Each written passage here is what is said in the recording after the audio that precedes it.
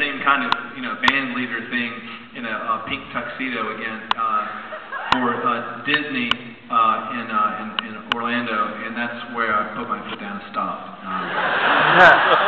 And I decided at that point and I was about 20. Fuck, how old was I? I must have been 20. I might have been 20. And I decided, I was making pretty good money too, doing that stuff, but I decided that if I was going to ever make a living in music, I would insist to myself that it be writing my own music, and then I would fuck all that other shit. So, yeah!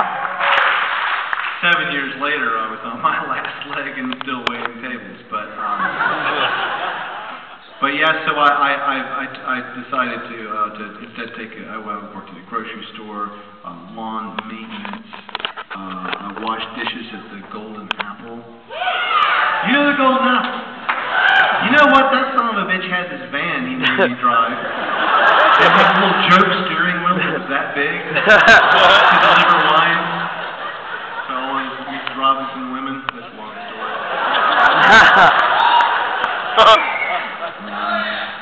Never happened. What else did I do? I worked at Hardees. No. I never worked Chick-fil-A. I made that up. I worked at Burger King. What I did is I worked at Hardees, and I noticed that I was the hardest working guy there. They were taking advantage of me because I would run the register, take care of everyone, run back, cook some fucking apple pies, and then I would take care of the drive-through person and clean up shit in the bathroom. And then I realized after doing that for like 9 months, for $2.89 an hour, that's bullshit. Unemployment was a nightmare then too. Just for them, I had to go to another, way over the other side of town to work this job. But I stole from these people because of my wage. They were keeping me down, and I wanted to.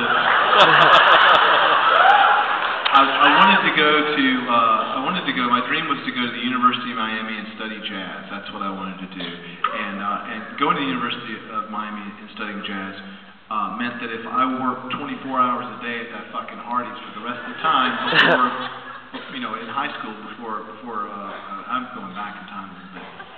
This is bad because I'm working my life story backwards.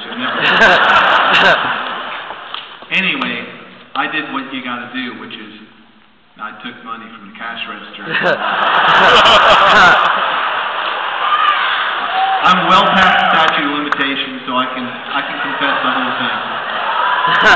The long arc of Hardees cannot snatch my ass from this scam.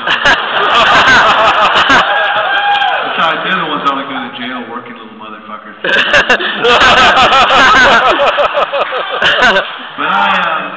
so I took $100 a night on the weekends.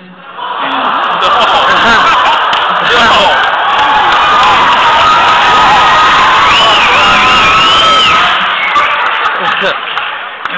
I took 20 on the weekdays because there wasn't as much.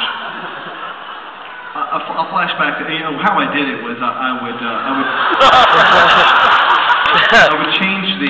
would change the inventory, and then I took people's orders. And I calculated the tax and stuff in my head, but I rang up on the cash register where they could see, but I never totaled it. So what they got was these flashes of the costs of all the different food, and then I would give them the final total, and then I would give them a receipt and then sort of move it away and then wrinkle it up and then put it. So devious little bitch. Then I actually slipped the money out while I was counting the change in front of the manager because I was scared he would walk up on me. But I knew he couldn't walk up on me if he was standing there staring at me. And I knew he wasn't staring at me, he was thinking about what he's going to do after work, so I was counting the change. I just put one in my pocket. That was my Hardees scholarship fund, and I did get to go to University of Miami for 1 semester because of that. And then I'm gonna shut up, I promise, because I need to, because people in pay see some son of a bitch talk on. Unless it's Richard Richard Pryor or something. Which yeah,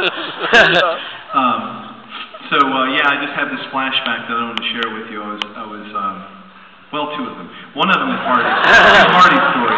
I was the only one in there at night one night. It was about 2 o'clock in the morning, and this really large woman, I remember she's large and she's loud, and she came in, and I was at this register, and she came to that register, and looked up and said,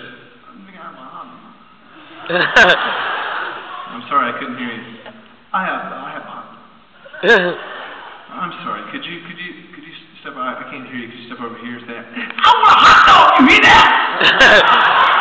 I thought it was funny. And I killed 2 flies in midair at the register in front of a customer.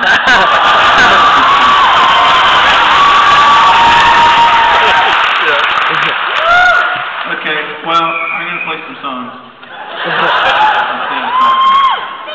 Oh yeah, the guy asked for a song, and that's where I went off on a tangent. That's right. So years later, I finally got a publishing deal. I won't go into the story of how I got that, but I was in Nashville by now, and I was turning in songs for my publisher, and he felt that I changed the moment that he signed me, and that he had signed me based on some songs he thought might be hits, or that had potential, and I started writing waltzes.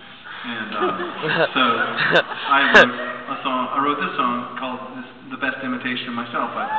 Yeah!